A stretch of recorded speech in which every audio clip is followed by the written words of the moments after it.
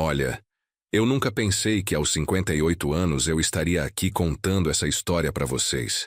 Mas a vida tem dessas surpresas, né? E quando meu próprio filho me deixou sozinho naquela pescaria, gritando aquelas palavras horríveis, eu pensei que minha vida tinha acabado. Mas vocês não fazem ideia do que aconteceu depois.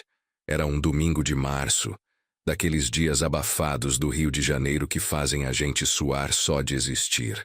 O sol estava rachando desde cedo, e o calor subia do asfalto como uma fornalha aberta. Eu tinha combinado com meu filho Roberto de ir pescar na Barra da Tijuca. Uma tradição que mantínhamos desde que ele era pequeno. Bom, pelo menos eu achava que ainda era uma tradição. Eu morava numa casa simples em Madureira, daquelas casas de classe média baixa que a gente compra depois de 30 anos pagando financiamento. 3 quartos, sala, cozinha, um quintalzinho nos fundos onde minha falecida esposa Maria cultivava umas plantas. Nada luxuoso, mas era nosso cantinho, nosso porto seguro. Roberto chegou em casa bufando, já de cara fechada.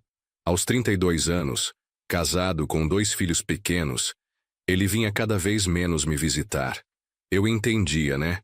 A vida dele estava corrida, trabalho numa empresa de contabilidade no centro da cidade, família para sustentar, casa própria para pagar, mas aquele domingo era nosso. Ou pelo menos deveria ser. Desde que me aposentei da empresa de eletrônicos onde trabalhei por 35 anos, eu sentia que tinha perdido meu lugar no mundo.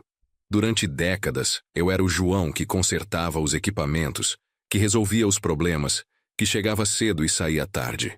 Agora eu era só o João aposentado que acordava sem pressa, tomava café da manhã sozinho e ficava vendo televisão até a hora de dormir. Pai, vamos logo que eu tenho outras coisas para fazer. Ele resmungou, nem me cumprimentando direito. Estava usando uma bermuda velha, uma camiseta meio amarelada e aquela cara de quem está fazendo um favor imenso. Eu engoli seco. Desde que a mãe dele morreu há 5 anos, Roberto tinha mudado comigo. Era como se eu fosse um fardo, uma obrigação chata que ele tinha que cumprir de vez em quando.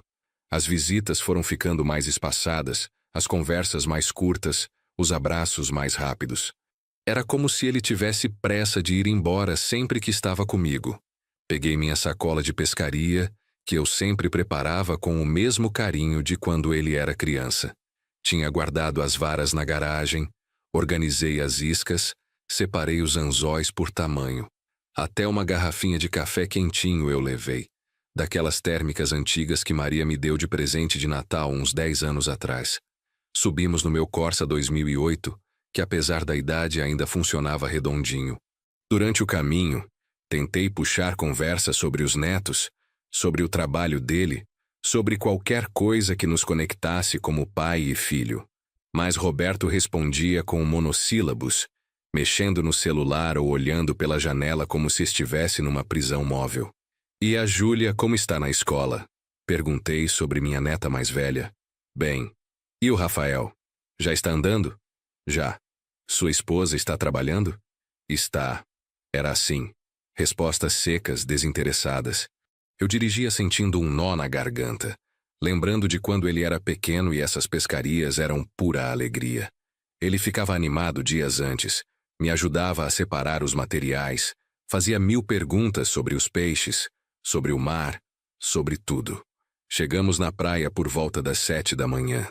A Barra da Tijuca naquele horário ainda estava tranquila, com poucos banhistas e aquela brisa gostosa do mar. Montamos nosso cantinho num local que conhecíamos bem, um pedaço de areia próximo às pedras, onde os peixes costumam se aproximar. Eu tinha preparado sanduíches de presunto e queijo, os preferidos dele quando era criança, guaraná Antártica bem gelado numa caixa térmica, e até uns biscoitos de polvilho que ele adorava quando a mãe fazia. Mas Roberto mal olhou para a comida quando ofereci. Pai, para com isso. Não sou mais criança, disse rispidamente quando estendi o sanduíche embrulhado no guardanapo com aquele capricho que eu sempre tive. A frase cortou fundo. Não sou mais criança. Claro que ele não era mais criança.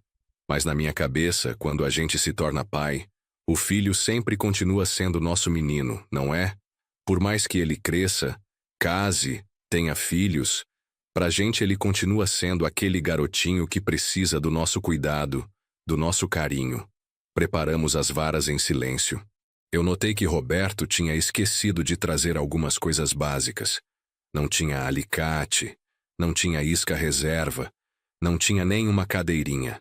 Era como se tivesse vindo só por obrigação mesmo, sem se preparar, sem se importar se a pescaria ia dar certo ou não. Trouxe isca extra aqui, filho. E tem mais uma cadeira no carro se você quiser. Ele balançou a cabeça negativamente e ficou ali, em pé na areia, mexendo no celular sem parar. Era como se estar ali fosse uma tortura para ele. A pescaria estava difícil. 2 horas e nada. O sol estava cada vez mais forte. Não tinha uma nuvem no céu. E os peixes pareciam ter desaparecido do oceano. Eu tentava manter o otimismo, mudando de isca, ajustando a profundidade, mas no fundo estava desanimado também. Roberto continuava no celular, fazendo cara de paisagem, respondendo mensagens, vendo vídeos. De vez em quando bufava, como se fosse uma punição estar ali. Foi quando comecei a falar sobre meu sonho antigo. Sabe aquele sonho que todo mundo tem, mas nunca conta direito? O meu era montar uma oficina em casa, consertar as coisas do bairro, usar toda aquela experiência que eu tinha acumulado em 35 anos trabalhando com eletrônicos. Sabe, filho, eu estava pensando em montar uma oficina pequena aqui em casa. Já estou aposentado mesmo. Poderia consertar umas coisas do bairro, mexer com eletrônicos, talvez até fazer alguns servicinhos de elétrica para complementar a aposentadoria. Roberto nem levantou a cabeça do celular. Era como se eu estivesse falando sozinho. Continuei, mesmo assim. Precisava compartilhar com alguém, e ele era meu filho, a pessoa mais importante da minha vida. Sabe que o seu Ademir da esquina disse que tem interesse em me dar umas coisas para consertar? Um rádio velho, uma televisão que está com problema na tela. E a dona Neuza também falou que o ventilador do quarto dela parou de funcionar. Eu podia começar pequeno, ajudando os vizinhos. Sei, pai. Igual aquele seu projeto de fazer uma horta no quintal que você falou por 6 meses e desistiu na primeira semana. A frase cortou fundo. Era verdade. Eu tinha abandonado a horta. E também o curso de inglês que comecei no centro de convivência do bairro. E as aulas de violão que a igreja oferecia de graça. Desde que Maria morreu, parecia que eu não conseguia terminar nada que começava. Mas dessa vez é diferente, filho. Eu já até separei umas ferramentas no quarto de visitas. Organizei uma bancadinha pequena. Comprei alguns manuais técnicos. E tenho toda aquela experiência da empresa, né? 35 anos mexendo com eletrônicos não se perde assim. Pai, pelo amor de Deus. Roberto explodiu, se levantando bruscamente da areia. Você não para com essas ideias malucas. Primeiro foi a horta que você cavou um buraco enorme no quintal e depois abandonou tudo. Depois foi o inglês que você foi 2 semanas e desistiu porque era muito difícil. Depois o violão, que você nem chegou a aprender o primeiro acorde. Agora é oficina. Você não se enxerga. Você é um velho aposentado que fica inventando moda. As palavras dele me acertaram como um soco no estômago. Velho aposentado que fica inventando moda. Era assim que meu próprio filho me via. Um velho sem rumo que fica criando projetos fantasiosos para se sentir importante? Olhei para ele, para o homem que eu tinha criado, que eu tinha educado, que eu tinha sustentado por tantos anos, e vi um estranho. Alguém que me olhava com desprezo, com impaciência, como se eu fosse um estorvo na vida dele. Roberto, calma, filho. Eu só queria compartilhar com você uma ideia. Algo que está me animando depois de tanto tempo meio perdido. Queria o quê? Me encher o saco com mais uma das suas fantasias? Pai, eu tenho uma vida real, tenho responsabilidades reais. Não posso ficar ouvindo você delirar sobre projetos que você nunca vai terminar. O tom dele estava cada vez mais agressivo, mais cruel. As pessoas na praia começaram a olhar para nossa direção. Um casal com criança pequena mudou de lugar, claramente incomodado com a discussão. Filho, não precisa falar assim. Eu só queria dividir com você, te incluir nos meus planos. Você é meu filho, a pessoa mais importante da minha vida. Dividir o quê? Pai, você não tem nada para dividir. Você é um aposentado chato que fica inventando hobbies para se sentir importante. Você não consegue aceitar que sua fase produtiva acabou. Senti meus olhos marejarem, mas tentei segurar. Não na frente dele. Não depois de ele já ter me humilhado tanto. Mas as lágrimas teimavam em querer sair. Principalmente quando vi que algumas pessoas realmente estavam nos observando. Roberto, por favor. Vamos pescar em paz, não precisamos discutir. Pescar o quê, pai? Está há 2 horas aí e não pegou nenhuma sardinha. Igual a tudo na sua vida agora. Você fica fazendo projetos que não dão em nada. Promessas que não cumpre. Planos que abandona na primeira dificuldade. Foi nesse momento que aconteceu algo que mudaria todo o rumo da nossa discussão. E sem eu saber, da minha vida inteira. Minha vara de pescar vergou violentamente, quase escapando das minhas mãos. A linha esticou com uma força que eu não sentia há anos de pescaria. Roberto, me ajuda aqui. Pegou algo grande, muito grande. Meu coração disparou. Depois de 2 horas sem nada, finalmente tinha fisgado algo que valia a pena. Era uma força incrível puxando a linha, fazendo a vara vergar de um jeito que parecia que ia quebrar. Mas ao invés de me ajudar, Roberto começou a recolher as coisas dele. Guardou a vara na capa, pegou a cadeirinha, jogou o resto da isca no lixo. Roberto, espera! Me ajuda com o peixe, está muito pesado. Eu estava lutando com aquela força toda, tentando não deixar a linha arrebentar, fazendo aquela dança que todo pescador conhece. Puxa um pouco, solta um pouco, puxa de novo. Mas precisava de ajuda para segurar a vara enquanto ajustava o freio, ou para pegar a rede quando conseguisse trazer o peixe para perto da areia. Pai, eu vou embora. Não aguento mais isso. Roberto, pelo amor de Deus, me ajuda aqui. É questão de 5 minutos. Ele parou, me olhou com uma expressão que nunca vou esquecer. Era desprezo puro, como se eu fosse a coisa mais patética do mundo. Quer saber de uma coisa, pai? Que o tubarão te devore. Pelo menos ele teria alguma utilidade consumindo um velho inútil. E foi embora. Saiu andando pela areia, subiu a escadinha que dava acesso ao estacionamento e me deixou sozinho. Sozinho lutando com aquela força que puxava minha linha. Sozinho com minha humilhação. Sozinho com a dor mais profunda que já senti na vida. Que o tubarão te devore. Meu próprio filho tinha me desejado a morte. E ainda por cima de uma forma cruel, violenta. Como se eu fosse tão inútil que nem os tubarões se interessariam por mim, mas que pelo menos tentassem, para livrar o mundo da minha presença patética. Fiquei ali, sozinho, lutando com aquela coisa que puxava minha vara. As lágrimas finalmente desceram, grossas e quentes, misturando com o suor do esforço e do sol escaldante. Lágrimas de dor, de humilhação, de uma solidão que doía no peito como se alguém tivesse enfiado uma faca bem no meio do coração. Algumas pessoas na praia notaram que eu estava sozinho e com dificuldade. Um rapaz jovem, surfista pelo jeito, veio perguntar se eu precisava de ajuda. Obrigado, moço, mas eu consigo. Não queria ajuda de estranhos. Não queria que ninguém tivesse pena de mim. Já bastava a humilhação de ter sido abandonado pelo próprio filho na frente de todo mundo. Depois de 25 minutos brigando com a linha, consegui finalmente puxar. Era um peixe grande mesmo, uma garoupa bonita de uns 6 quilos. Em qualquer outro dia, eu estaria pulando de alegria. Era o tipo de peixe que a gente tira foto, que conta para todo mundo, que vira história de pescador para a vida toda. Mas não senti alegria nenhuma. Olhei para aquela garoupa linda, ainda se debatendo na areia e pensei, e agora? Vou voltar para casa sozinho, limpar esse peixe sozinho, cozinhar sozinho, comer sozinho, e amanhã vou acordar sendo o mesmo velho aposentado chato que inventa hobbies. A frase do Roberto ecoava na minha cabeça como uma música irritante que não sai nunca. Você não tem nada para compartilhar. Talvez ele tivesse razão. Talvez eu realmente fosse só um velho que ficava inventando projetos que nunca terminava. Talvez eu fosse mesmo um fardo na vida dele. Um peso que ele tinha que carregar por obrigação filial. Guardei meus materiais de pescaria devagar, sem pressa. Não tinha pressa para chegar em lugar nenhum.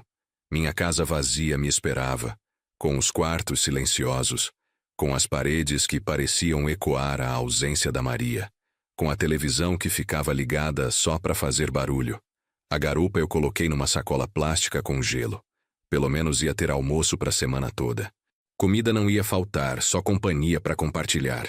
Durante o caminho de volta, dirigindo meu Corsa pela Barra da Tijuca até Madureira, eu ficava pensando nas palavras do Roberto. Você é um velho aposentado que fica inventando moda. Você não tem nada para compartilhar. Que o tubarão te devore. Cada frase era como uma pedrada na minha autoestima. Será que era assim que todo mundo me via? Os vizinhos, os antigos colegas de trabalho, as pessoas da igreja? Um velho chato que não sabia a hora de sair de cena? Cheguei em casa cabisbaixo, arrastando os pés. Minha casa em Madureira, que antes era cheia de vida com Maria e Roberto pequeno, agora parecia um mausoléu. Tudo muito arrumado, muito limpo, muito silencioso. As fotos na estante mostravam tempos melhores. Eu e Maria no nosso casamento, Roberto criança na bicicleta, festa de aniversário, Natal em família. Coloquei a garupa na geladeira e fui direto para o sofá da sala. Era um sofá velho, daqueles de courino marrom que era moda nos anos 90. Maria sempre quis trocar, mas nunca sobrava dinheiro. Agora eu tinha a aposentadoria todinha só para mim, mas não via sentido em comprar sofá novo. Pra quê? Pra quem? Liguei a TV num volume baixinho. Tinha desenvolvido essa mania depois que fiquei sozinho, de deixar sempre um barulhinho para não sentir tanto o silêncio. E fiquei ali, pensando na vida. 58 anos. 35 anos trabalhando na mesma empresa, consertando equipamentos eletrônicos, chegando cedo, saindo tarde, sempre cumprindo minha obrigação. Aposentado há 2 anos, viúvo há 5.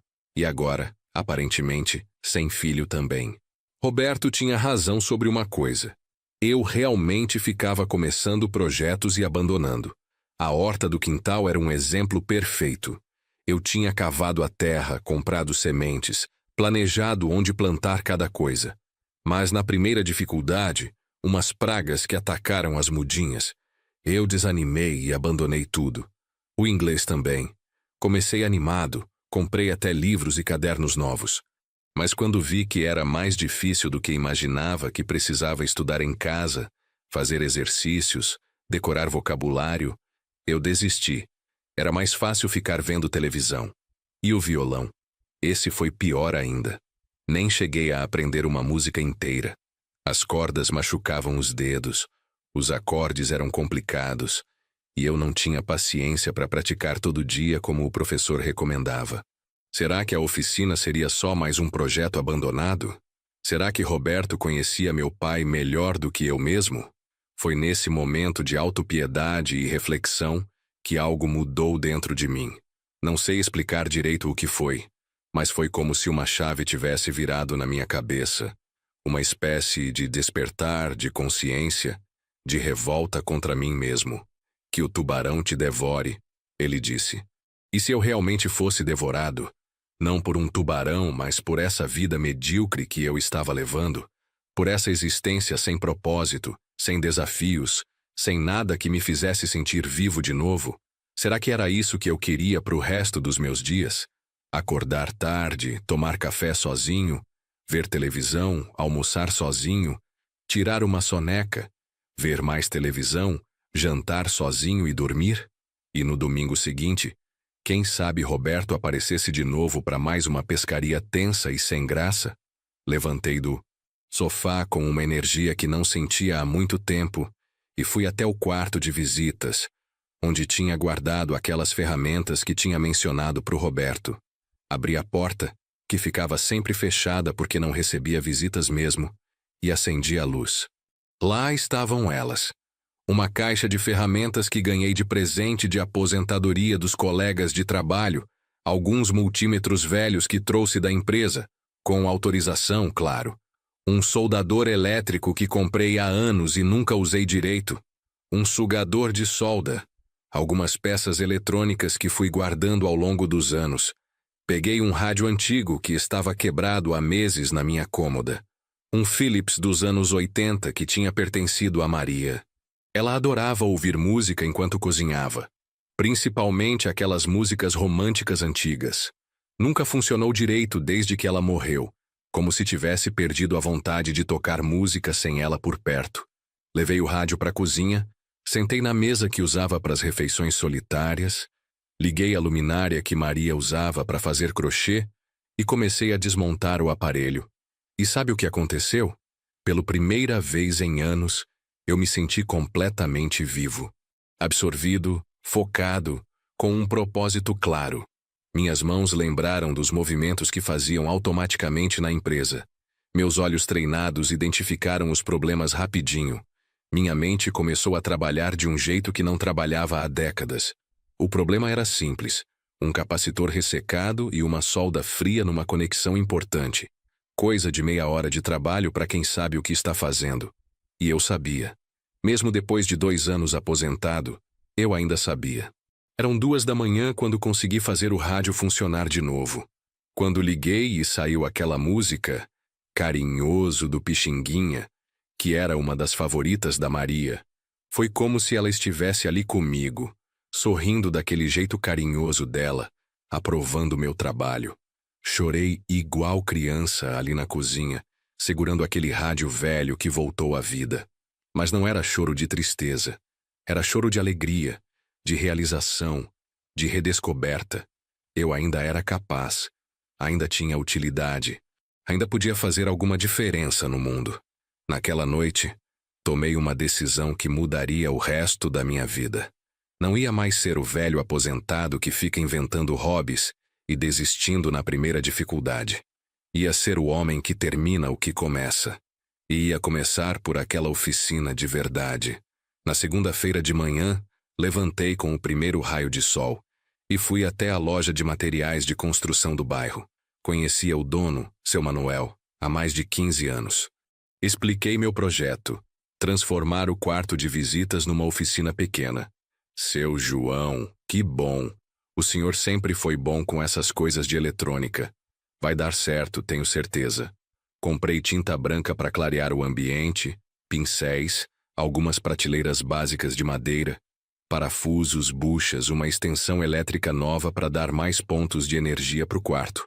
Não gastei muito, mas gastei pensando em cada detalhe. Voltei para casa decidido a transformar não só o quarto, mas a minha própria vida. Cada parafuso apertado era como se eu estivesse montando a minha nova identidade.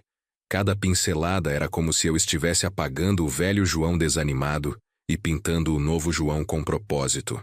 Passei a semana inteira trabalhando no quarto. Pintei as paredes, montei as prateleiras, organizei as ferramentas por tipo e função. Criei uma bancadinha improvisada com uma tábua de madeira e 2 cavaletes. Instalei uma boa iluminação. 2 lâmpadas LED bem claras para não forçar a vista nos trabalhos delicados. Quando terminei, no sábado à tarde, fiquei parado na porta admirando minha obra. Era pequeno, simples, mas era meu. Era o primeiro projeto que eu terminava em anos. E tinha ficado funcional, organizado, profissional dentro das minhas possibilidades. Fotografei com meu celular simples, um daqueles aparelhos básicos de aposentado, e postei no meu Facebook, que eu quase nunca usava. Meu perfil tinha só uns 50 amigos, a maioria antigos colegas de trabalho e alguns vizinhos. Finalmente montei minha oficina.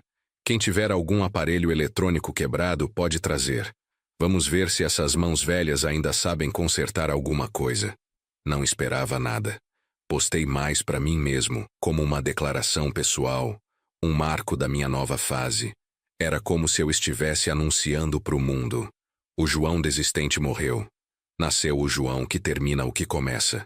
Mas na terça-feira seguinte algo inesperado aconteceu. Dona Neuza da casa ao lado apareceu na minha porta com um ventilador antigo nas mãos. Seu João, vi sua postagem no Facebook. Você aceita dar uma olhada nesse ventilador? Parou de funcionar faz uns 2 anos, mas tem muito valor sentimental. Era do meu finado marido, José. Claro que aceitei. Dona Neuza era viúva como eu. Uma senhora de uns 65 anos, sempre simpática, sempre educada. Perdeu o marido há 3 anos e desde então vivia sozinha também. Levei o ventilador para minha oficina nova. Era um modelo antigo, da marca Consul, todo de metal, daqueles que duravam décadas quando funcionavam direito. O problema era clássico: motor emperrado e fiação ressecada. Em 2 horas de trabalho, identifiquei todos os problemas. Desmontei o motor, limpei as engrenagens, troquei alguns fios, ajustei os contatos. Era exatamente o tipo de trabalho que eu fazia na empresa, só que agora no conforto da minha casa, no meu ritmo, com toda a paciência do mundo. Quando liguei o ventilador e ele começou a funcionar perfeitamente, com aquele barulho característico dos ventiladores antigos, mas funcionando redondinho, senti uma satisfação que não sentia há anos. Era a satisfação de resolver um problema real, de trazer alegria para alguém, de ser útil de novo. Chamei Dona Neuza para ver. Quando ela chegou e viu o ventilador funcionando, os olhos dela brilharam de uma forma que me emocionou. Ai, seu João, como o senhor conseguiu? Eu já tinha levado em 2 assistências técnicas e os 2 disseram que não tinha mais conserto. Tinha conserto sim, Dona Neuza. Só precisava de alguém com paciência e conhecimento. Quanto eu lhe devo? Essa pergunta me pegou desprevenido. Eu não tinha pensado em cobrança. Tinha feito por prazer mesmo, pela satisfação de ajudar uma vizinha. Mas Dona Neuza insistiu. Não, seu João, serviço se paga. O senhor gastou seu tempo, usou sua experiência. Quanto é? Falei um valor simbólico, R$ 20, mais pelo constrangimento dela do que pela ambição de lucrar. Mas ela deixou R$ 30 em cima da minha bancada. Está barato demais pelo capricho que o senhor teve. E olha, já vou avisando. Tenho um liquidificador que também está com problema. Aqueles R$ 30 eram mais que dinheiro. Eram a prova de que eu ainda tinha valor, ainda podia contribuir, ainda era capaz de produzir algo que as pessoas valorizam e estão dispostas a pagar. A notícia se espalhou rápido. Sabe como é vizinhança de bairro, né? Todo mundo se conhece, todo mundo fala da vida de todo mundo. Em uma semana, eu já tinha consertado 2 liquidificadores, um ferro de passar roupa, uma torradeira da Dona Carmen do número 47 e até um micro-ondas do seu Carlinhos do fim da rua. Cada aparelho que eu consertava era como se uma parte morta dentro de mim voltasse à vida. Cada sorriso de gratidão que eu recebia, cada muito obrigada, seu João, cada o senhor salvou minha vida, era como um remédio para a alma ferida que Roberto tinha deixado naquela pescaria maldita. Eu estava sendo útil de novo. Estava resolvendo problemas reais de pessoas reais. Estava usando toda aquela experiência acumulada em 35 anos de profissão para fazer diferença na vida da minha comunidade. Roberto não aparecia, não ligava. Era como se eu tivesse morrido para ele mesmo depois daquela pescaria. No começo doía muito, não vou mentir. Várias vezes peguei o telefone para ligar para ele, contar sobre a oficina, sobre como as coisas estavam indo bem, sobre como eu estava me sentindo realizado de novo. Mas sempre desligava antes de completar a chamada. As palavras dele ainda ecoavam muito forte. Você não tem nada para compartilhar. Então decidi que não ia mais correr atrás. Ia focar na minha vida, no meu trabalho, na minha nova realidade. Se ele quisesse fazer parte, seria bem-vindo. Mas eu não ia mais mendigar atenção e carinho de quem não queria me dar. 2 meses depois daquela pescaria que mudou minha vida, eu já tinha uma pequena clientela fixa no bairro.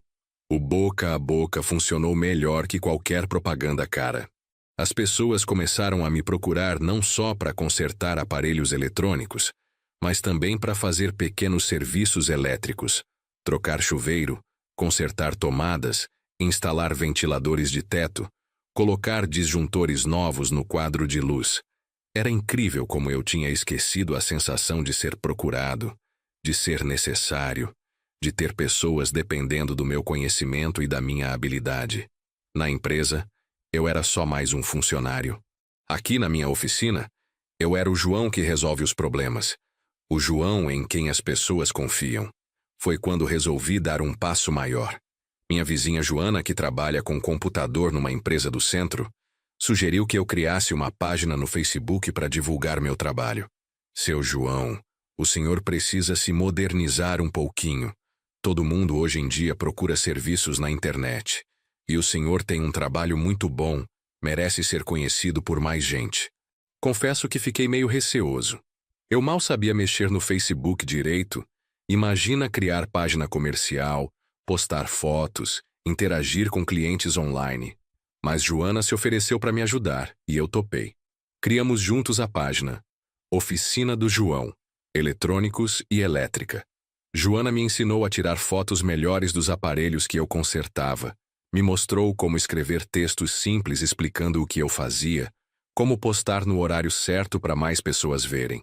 Comecei tímido, postando uma foto por semana, um ferro de passar que tinha voltado a funcionar, um ventilador que estava fazendo barulho e ficou silencioso, uma televisão antiga que recuperei a imagem. Sempre explicava de forma simples qual tinha sido o problema e como resolvi. Para minha surpresa, as pessoas curtiam, comentavam, faziam perguntas. Muita gente tinha os mesmos problemas e queria saber se era possível consertar, quanto custaria, se eu fazia visita domiciliar. Seu João, o senhor explica muito bem essas coisas técnicas de um jeito que qualquer pessoa entende. Devia fazer mais posts explicando como as coisas funcionam, comentou uma seguidora da página. Foi aí que comecei a fazer posts educativos.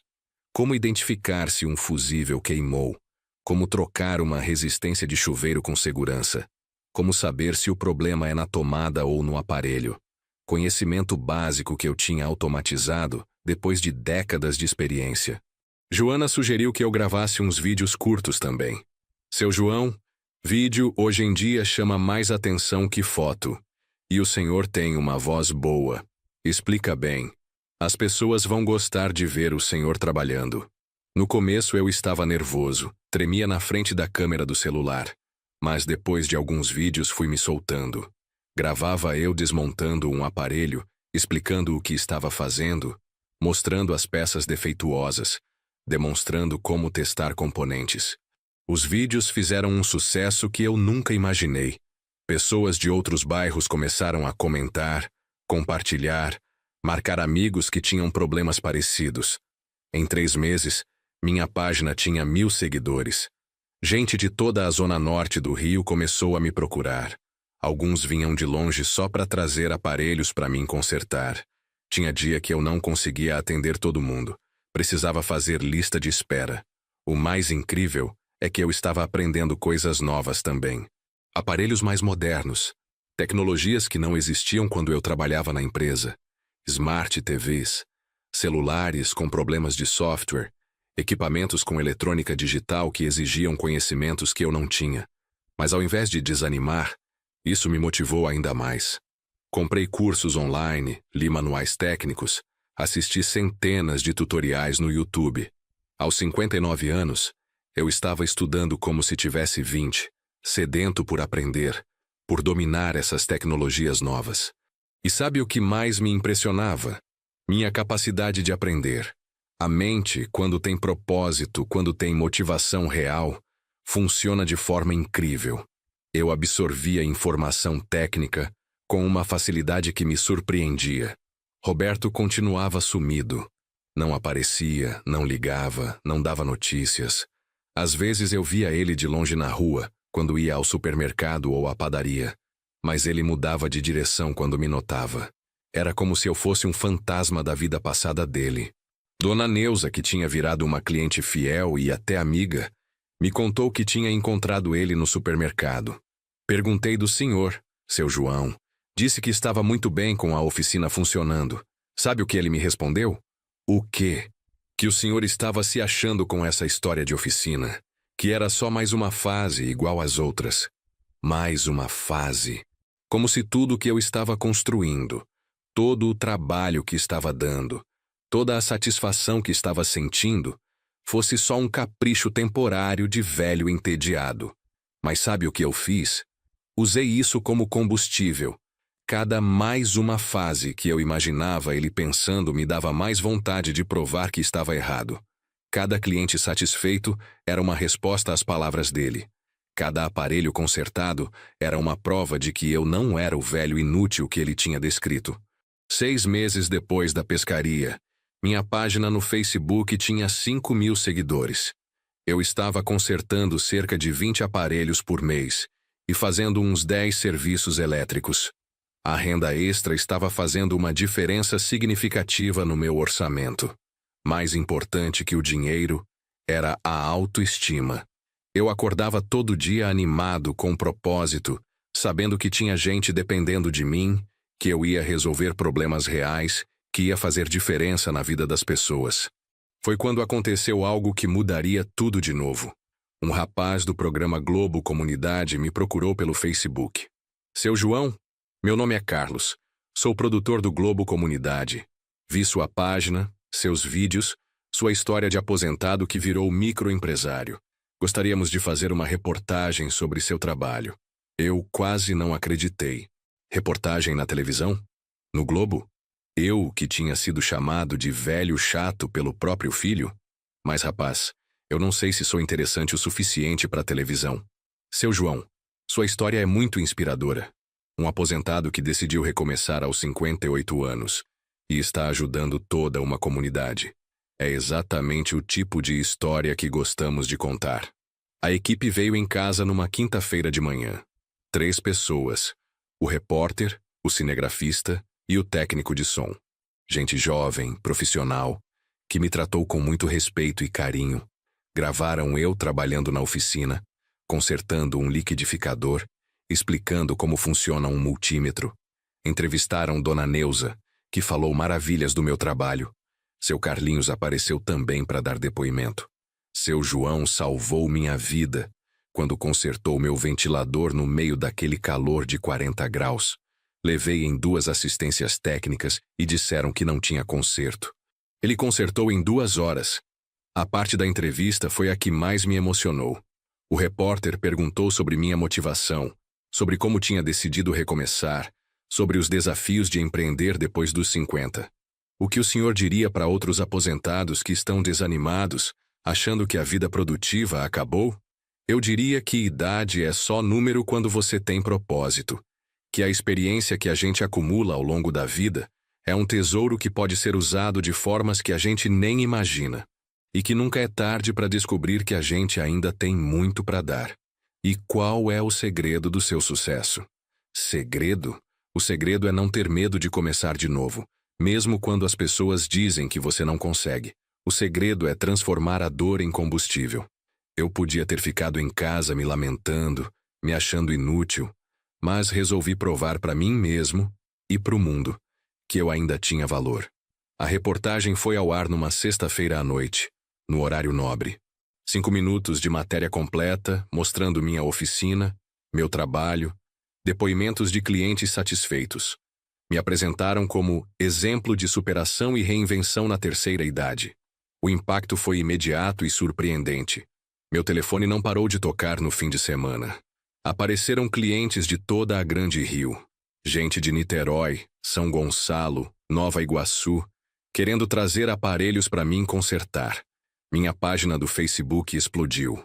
Em 2 dias, saltei de 5.000 para 20.000 seguidores. As pessoas compartilhavam a reportagem, marcavam amigos, faziam comentários emocionados contando suas próprias histórias de superação. Seu João, o senhor me inspirou a voltar a estudar aos 62 anos. Graças ao seu exemplo, decidi abrir meu salão de beleza em casa. Chorei vendo sua reportagem. Também sou viúva e me sentia inútil. Agora vou correr atrás dos meus sonhos. Era incrível ver como minha história estava tocando pessoas que eu nem conhecia. Gente de todo o Brasil mandando mensagens de carinho e gratidão. Tive que me organizar melhor. Criei um sistema de agendamento, fiz uma tabela de preços mais profissional, até um carimbo com o nome da oficina. Joana me ajudou a criar um Instagram também. 9 meses depois da pescaria maldita, eu era oficialmente um microempresário de sucesso.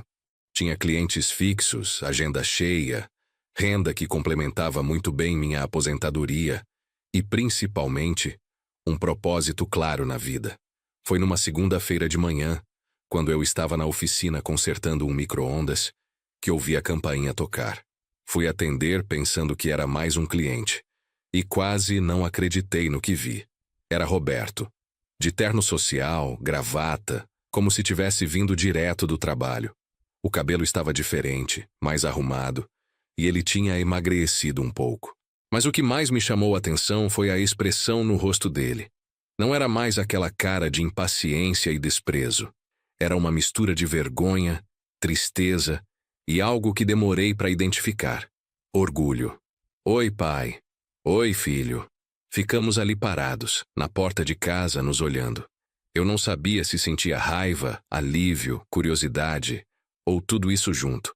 Depois de quase 10 meses sem se falar direito, era surreal vê-lo ali na minha porta. Posso entrar? Claro. Ele entrou e olhou em volta. A casa estava diferente da última vez que ele tinha vindo. Mais organizada, mais viva. Tinha uns quadros novos na parede, a televisão nova que comprei com o dinheiro da oficina, plantas no quintal que eu tinha voltado a cuidar. A casa está bonita, pai. Obrigado. Mostrei para ele a oficina. Ele ficou impressionado com a organização, com os equipamentos que eu tinha comprado, com a quantidade de aparelhos esperando conserto. Nossa, pai, está profissional mesmo. Pois é. Não foi só mais uma fase. Ele abaixou a cabeça. Sabia que estava se referindo ao comentário que Dona Neuza tinha me contado. Pai, eu vim aqui porque eu vi a reportagem. Ah, é? E o que achou?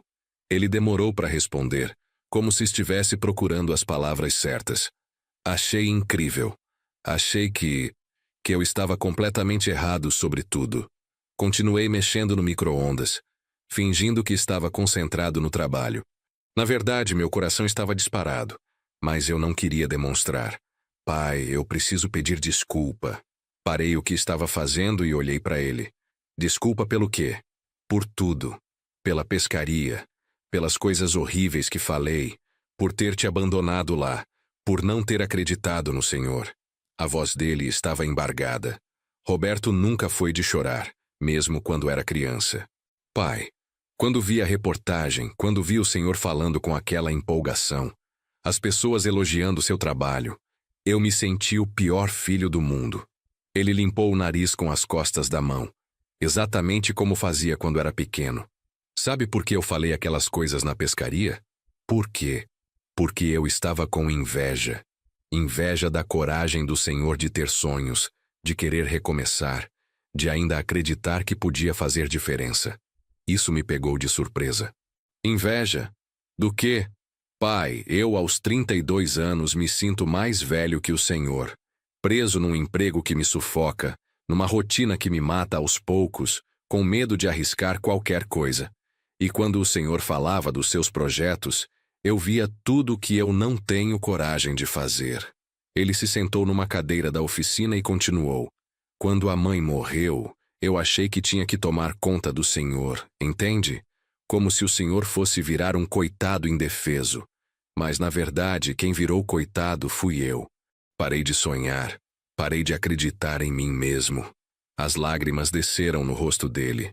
E quando vi aquela reportagem, quando vi o orgulho na voz do Senhor, quando vi que o Senhor tinha conseguido construir alguma coisa importante, eu entendi o tamanho da minha burrice. Larguei as ferramentas e fui até ele. Roberto. Não, pai, deixa eu terminar. Eu fui um filho horrível. Te tratei como se fosse um fardo, como se suas ideias fossem bobagem de velho. Mas o Senhor provou que eu estava errado em tudo. Abracei meu filho pela primeira vez em quase 1 ano. Ele chorou no meu ombro como quando era criança e se machucava brincando na rua. Filho, você não foi horrível. Estava passando por um momento difícil, frustrado com sua própria vida. Mas isso não justifica o que eu falei. Que o tubarão te devore. Pai, como eu pude desejar uma coisa dessas? Você sabe que não falou sério. Mas falei de uma forma cruel, humilhante. Te abandonei na praia sozinho. Que tipo de filho faz isso? Nos separamos do abraço e eu segurei o rosto dele com as 2 mãos, como fazia quando ele era pequeno e precisava de consolo. O tipo de filho que está aqui agora pedindo desculpas, reconhecendo o erro. Isso é o que importa. Pai, eu quero que o Senhor saiba uma coisa. O quê? Depois que vi a reportagem, mostrei para os meus filhos. Falei para eles: olhem o vovô de vocês. Ele é um herói. Se essa frase me emocionou mais do que qualquer elogio de cliente, mais do que qualquer reconhecimento público. E sabe o que a Júlia me perguntou? O quê? Pai, por que a gente não visita mais o vovô? Eu não soube o que responder. Conversamos por 3 horas naquela tarde. Roberto me contou sobre os problemas no casamento. Estava passando por uma crise séria com a esposa. Sobre as dificuldades financeiras. A empresa onde trabalhava estava cortando funcionários. Sobre os medos de não conseguir dar boa educação para os filhos. De não ser um bom pai. De estar falhando em tudo. E eu contei sobre a solidão depois da morte da Maria. Sobre como me sentia inútil nos primeiros anos da aposentadoria. Sobre como aquela pescaria tinha sido um divisor de águas na minha vida. Pai, posso te confessar uma coisa? Claro. Eu também tenho vontade de largar tudo e começar algo novo. Mas tenho medo. Medo do quê? De não dar certo. De perder a segurança do emprego. De não conseguir sustentar a família. Roberto, você tem 32 anos. Tem tempo de sobra para arriscar. E se não der certo na primeira tentativa, tenta de novo. Mas e se eu for igual o senhor era antes? Começando projetos e desistindo? Então você aprende, igual eu aprendi. A diferença é que agora você sabe que desistir dói mais do que tentar. Ele sorriu pela primeira vez desde que chegou. Pai, posso te pedir uma coisa? Qualquer coisa. Quero trazer as crianças para conhecer a oficina do vovô. Elas estão doidas para ver onde o vovô famoso trabalha. Claro, mas só se você me prometer uma coisa. O quê? Que vai parar de ter medo de recomeçar. 32 anos é a idade para construir, não para se conformar. Ele riu e me abraçou de novo. Pai, posso te fazer uma pergunta que não quer calar? Claro. Aquele peixe que o senhor pescou no dia da briga. Valeu a pena toda aquela luta? Olhei para ele, para o meu filho que tinha voltado, para minha oficina funcionando, para minha vida completamente transformada, e sorri. Valeu cada segundo, Roberto. Cada segundo. 1 ano e meio se passou desde aquela conversa que nos reconciliou. Roberto realmente mudou de vida. Largou o emprego na empresa de contabilidade e abriu um escritório próprio de consultoria empresarial. No começo foi difícil. Passou alguns apertos, mas hoje está indo muito bem. Ele vem me visitar toda semana, às vezes sozinho, às vezes com os netos. A Júlia, que agora está com 10 anos, adora me ajudar na oficina. Já sabe identificar resistores pelos códigos de cores, conhece o nome de todas as ferramentas e até me ajuda a fazer vídeos para o Instagram. O Rafael, de 7 anos, é mais bagunceiro, mas também gosta de ficar aqui. Adora desmontar aparelhos velhos comigo, mesmo que seja só para ver como funciona por dentro. Minha oficina cresceu tanto que tive que contratar um ajudante. O Josimar, um rapaz de 25 anos do bairro que estava desempregado. Ensino tudo o que sei para ele, e ele me ensina sobre tecnologias novas que eu não conheço. É uma troca muito boa. Hoje minhas redes sociais têm mais de 100.000 seguidores. Faço vídeos toda semana, dou dicas de manutenção, respondo dúvidas de pessoas do Brasil inteiro, recebi convites para dar palestras sobre empreendedorismo na terceira idade em várias cidades. Quem diria? O velho aposentado chato que ficava inventando hobbies virou referência nacional em reinvenção profissional. Mas o mais importante não foi o sucesso profissional. Foi descobrir que eu ainda tinha muito para dar, muito para aprender, muito para ensinar. Foi entender que a idade cronológica não determina nossa capacidade de crescer, de nos reinventarmos, de fazer diferença no mundo. Roberto hoje me diz que eu sou a maior inspiração da vida dele. Que graças ao meu exemplo, ele teve coragem de empreender, de correr riscos, de não se conformar com uma vida medíocre. A esposa dele, que estava pensando em separação, voltou a acreditar no casamento quando viu a mudança dele. Foi como se eu tivesse recuperado o homem que me apaixonei. Ela me disse numa visita. E os netos? Esses me enchem de orgulho toda vez que falam pros amiguinhos. Meu vovô é youtuber. É verdade. Tenho um canal no YouTube agora, com mais de 50.000 inscritos. No mês passado, Roberto apareceu aqui em casa com uma surpresa. Pai, que tal voltarmos para a Barra da Tijuca para pescar? Tenho uma dívida para saldar com o senhor. Fomos no domingo cedinho, igual àquela vez. Só que agora era diferente. Conversamos sobre tudo. Sobre trabalho, sobre família, sobre sonhos, sobre a vida. Não tinha pressa, não tinha celular atrapalhando, não tinha tensão. E quando eu fisguei uma corvina bonita, ele me ajudou a puxar, comemoramos juntos, tiramos foto. Era como se estivéssemos recuperando todos os domingos perdidos de uma vez só. Pai, obrigado, ele disse quando estávamos voltando para casa. Obrigado pelo quê? Por ter me ensinado que nunca é tarde para recomeçar. Por ter provado que age não é desculpa para desistir dos sonhos.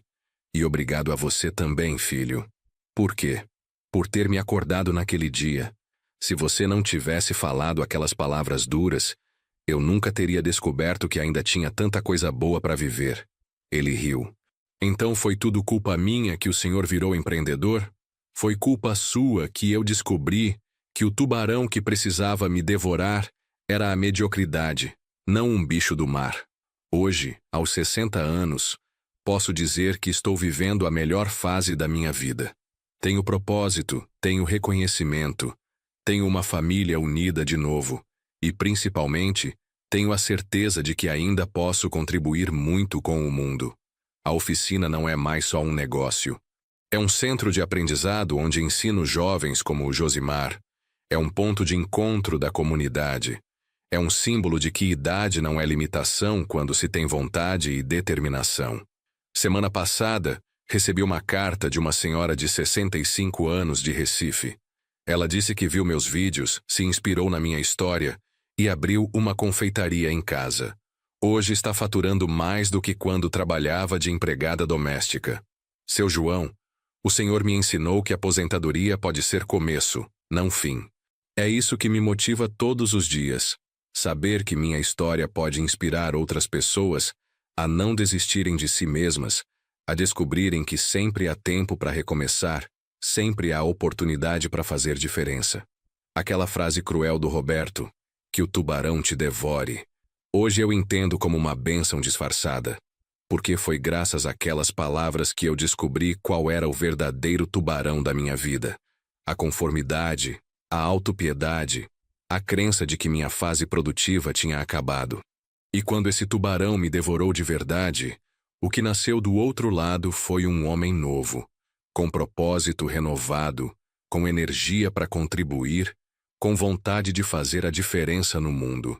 Se eu pudesse voltar naquele domingo de pescaria, eu agradeceria ao Roberto por ter sido tão duro comigo, porque às vezes precisamos de um choque de realidade para descobrirmos nossa verdadeira força.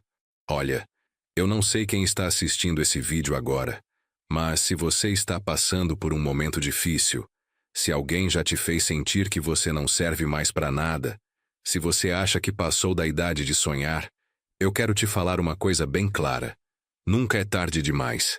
Você tem experiência, tem conhecimento, tem uma história única para contar. Você só precisa descobrir como usar tudo isso para construir algo novo, algo seu, algo que te faça sentir vivo de novo. Não importa se você tem 50, 60, 70 anos. Não importa se as pessoas dizem que você já passou da idade. Não importa se você já tentou outras coisas e não deu certo. O que importa é que você ainda está aqui, ainda está vivo, ainda tem oportunidade de surpreender a si mesmo e ao mundo. Eu comecei minha oficina aos 58 anos, depois de uma das maiores humilhações da minha vida. E hoje, aos 60, posso dizer que nunca fui tão feliz, nunca me senti tão útil, nunca tive tanto orgulho de quem eu sou. Se eu consegui, qualquer pessoa consegue. Basta querer, basta não ter medo de começar, basta transformar a dor em combustível para construir algo melhor. E se você gostou da minha história, se ela te tocou de alguma forma, se ela te deu um pouquinho de esperança e coragem, não esquece de deixar seu gostei aí embaixo. Se inscreve no canal para não perder os próximos vídeos onde eu conto mais sobre essa jornada de recomeço. E principalmente, compartilha esse vídeo com alguém que precisa ouvir isso. Às vezes uma palavra de incentivo, uma história de superação, É tudo o que uma pessoa precisa para encontrar forças e mudar de vida. Deixa nos comentários a sua própria história também.